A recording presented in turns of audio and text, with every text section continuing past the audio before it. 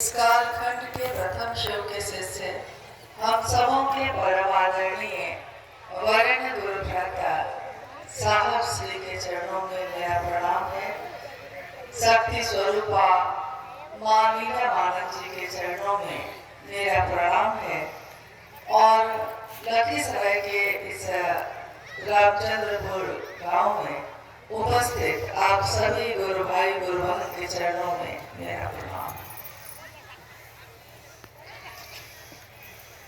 मेरे गुरु महेश्वर शिव की असीम दया से आज का ये शिव गुरु महोत्सव घटित हो रहा है और हम और आप सब यहाँ इकट्ठे हैं। वर्षों के बाद दियारा के इस क्षेत्र में महादेव का एक उत्सव महोत्सव घटित हो रहा है, तो हम सबके हृदय में आह्लाद है कि महादेव की दया से आज महादेव की शिष्यता इस दूरी तक आई है कि कहीं से भी गुजरिए तो शिव की शिष्यता का चिराग जलता हुआ दिखता है।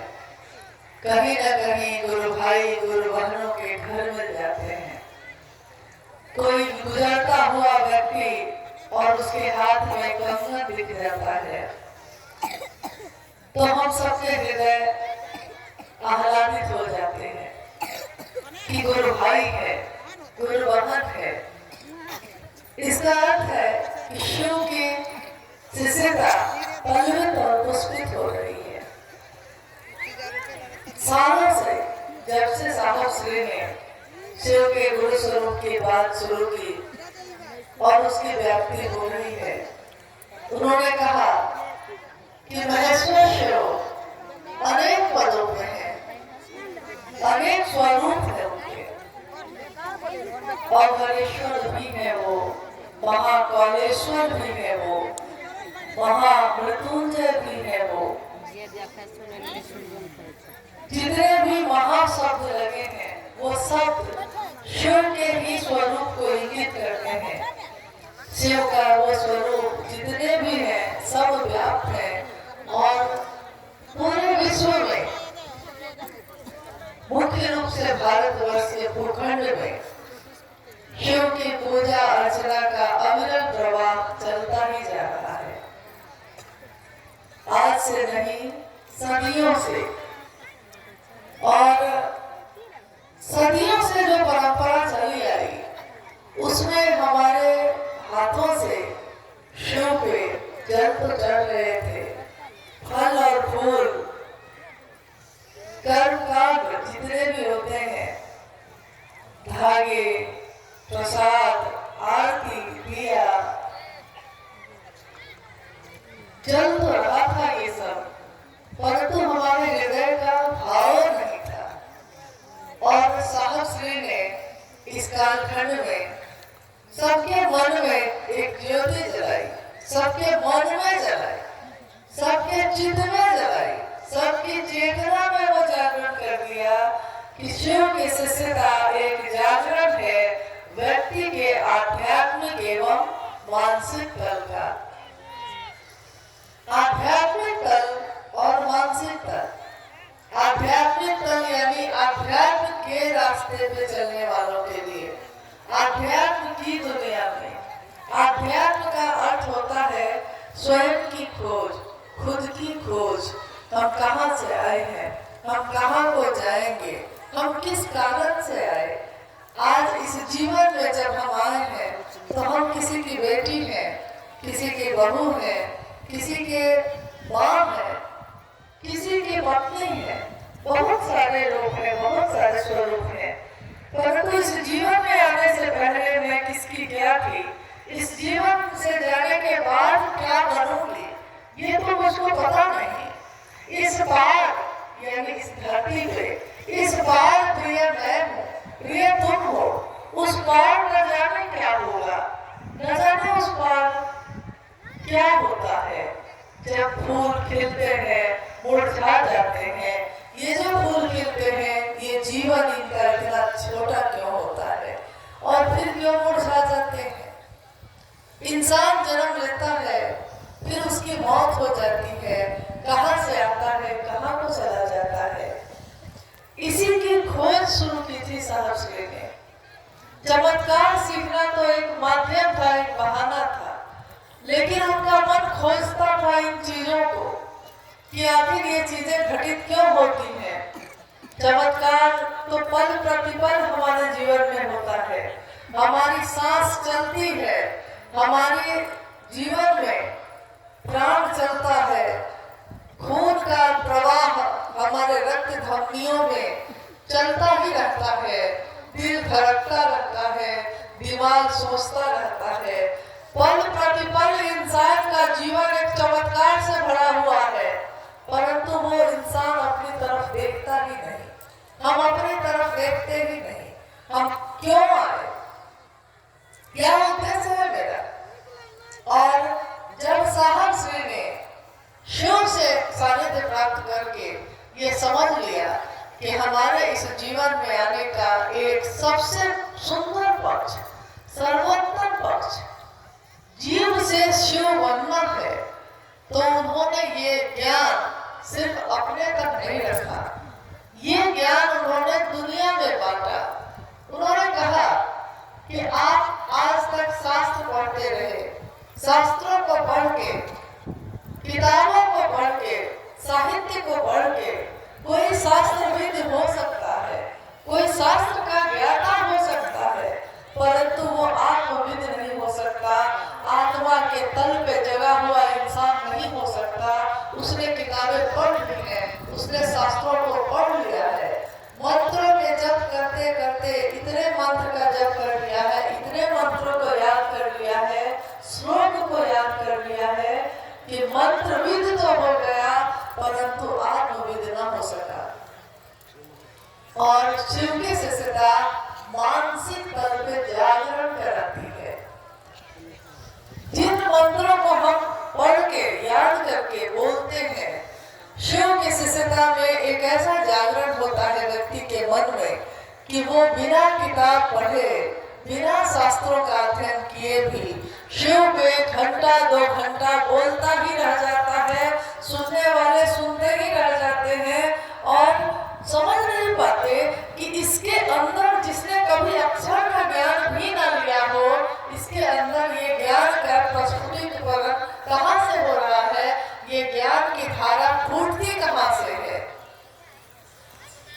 शिव के ज्ञान, शिव का ज्ञान जब किसी में उतरता है, जैसा हम कहते हैं अज्ञानतिमिरान्धस्य ज्ञानांजन शलाकया, अज्ञान रूपी जो तमस है, जो अंधेरा है, उसमें अज्ञान तिमिरान्धस्य ज्ञानांजन शलाकया, यानी ज्ञान की शलाका से, ज्ञान के काजल की स्याही से शिव तमस में डूबे हुए मन को, अंधेरे में डूबे हुए मन को भी रोशन कर देते हैं, रोशनी से भर देते हैं। इसीलिए आज चाहे हम किसी भी जाति के हो, किसी भी धर्म के हो, किसी भी वर्ण संप्रदाय लिंग के हो, चाहे हम खूबसूरत हो या कुरूप हो, चाहे हम अमीर हो या गरीब हो, परंतु हमारा मन जग गया है महादेव के लिए। इसलिए महादेव मुझको अच्छे लगते हैं, इसलिए महादेव का नाम अच्छा लगता है। महादेव महादेव करते करते ये जीवन बीत जाए, तेरे चरणों में गिर जाए, मर जाए हम, इस तरह हमारी मिट्टी ठिकाने लगे। शिव का शिष्य अब ये चाहता है, वो नहीं चाहता कि उसको दुनिया में क्या मिलेगा, क्या ना मिलेगा, ये धरती मिलेगी कि नहीं मिलेगी, ये आसमान मिलेगा कि नहीं मिलेगा, कि 10 बंगले बनेंगे कि नहीं बनेंगे, लेकिन शिव मेरे हो जाए, ये चाहत जग गई, ये इच्छा जग गई। आज तक तो हमारे मन में कामना होती थी संतान की, कामना होती थी ऐश्वर्य की, कामना होती थी सुख और समृद्धि की, परंतु पहली बार इस जगत में साहब श्री के कारण, उनके इस संदेश के कारण, दीदी माँ के ममता भरे स्पर्श के कारण हमारे मन में ये कामना जगी है कि शिव मेरे हो सके। आज तक हमने इतिहास में, कहानियों में यही कि मात्र उमा ने शिव के लिए शिव को चाहा था। आज तक हमने यही पढ़ा था कि मात्र माँ उमा कहती है अपने पिता से कि वर हो शंभु नहीं तो रहूं कुंवारी, या तो शिव का वरण करूंगी या फिर दुनिया में कोई नहीं है मेरे लिए। लेकिन शिव के भाव का ये भाव जो माँ उमा के हृदय में है, आज शिव के गण, शिव के शिष्यों के हृदय में भी जल उठा है। आज हर शिव का शिष्य ये कामना करता है कि अगर मेरे गुरु होंगे तो शिव होंगे, मैं शिव का शिष्य हूँ और बना रहूंगा। यही कामना है मेरे इस जीवन की, और इस जीवन के बाद भी अगर मेरा ये चित्त, ये मेरी ऊर्जा, ये जीवात्मा जो जीवित रहेगी, आने वाले अलग अलग जन्मों में जन्म लेगी, तब भी मेरे गुरु शिव बने रह जाए, इसी की कामना हम सब करते हैं। इसलिए आज इतने सालों पहले साहब ने महादेव की बात करनी शुरू की। 1982 में आपने सुना है, आपने जाना है उनके जीवन की अनेक घटनाओं को। जब कोई अपना होता है तभी हम उसके बारे में जानना चाहते हैं। जब किसी को हम मेरा समझते हैं, हमको तभी उसकी परवाह होती है। आपने अभी सुना भी, अनाउंसमेंट हो रहा है, गुरु भाई मुरारी जी बोल रहे हैं कि 2 मंगलसूत्र रखा हुआ है, एक बच्चा खो गया है, और मेरा बच्चा कह के एक पिता हम लोग की आंखों के सामने एक बच्चे को लेकर गए। मेरा बच्चा, इस भरी भीड़ में भी उनको पता है कि मेरा बच्चा कौन है। सबके गले में कंगन हार पता नहीं क्या क्या है, परंतु सबको पता है कि मेरा मंगलसूत्र कौन है। तो मेरा कौन है, आज वही लगाता है। मेरा कौन है, दर्द वही पैदा करता है। साहब श्री ने सन 1974 में शिव को अपना गुरु बनाया था। सन 1972 में उनका विवाह दीदी राजमणि नीलम आनंद के साथ मनातुरगढ़ परामू में, जो झारखंड में है, वहां संपन्न हुआ था। और 22 मई 1972 के उस विवाह के बाद साहब के जीवन में अनेक घटनाएं घटती चली गईं। उसके तुरंत बाद 1974 में उन्होंने अपने लंबे जीवन में, जिसमें उन्होंने शमशान और कब्रिस्तान की आराधना की थी, मंत्रों का जप किया था, कुंडली जागरण का अभ्यास किया था, उन सबको छोड़कर महेश्वर शिव को अपना गुरु बनाया था। और साहब ने ये शर्त रखी अपने गुरु के सामने, आप जो तस्वीरों में दिखते हैं वैसे उतर के आइएगा तो मैं आपको गुरु नहीं मानूंगा और मैं आपसे कुछ नहीं सीखूंगा। आप जो दिखते हैं, जो इंसान के शरीर में आइएगा, तब भी मैं आपसे कुछ न सीखूंगा। और आज से पहले मैंने जो भी किया है, जो भी मैं करता आया हूँ, वो आगे अब जब तक आप न बताएंगे मैं कुछ भी ना करूंगा।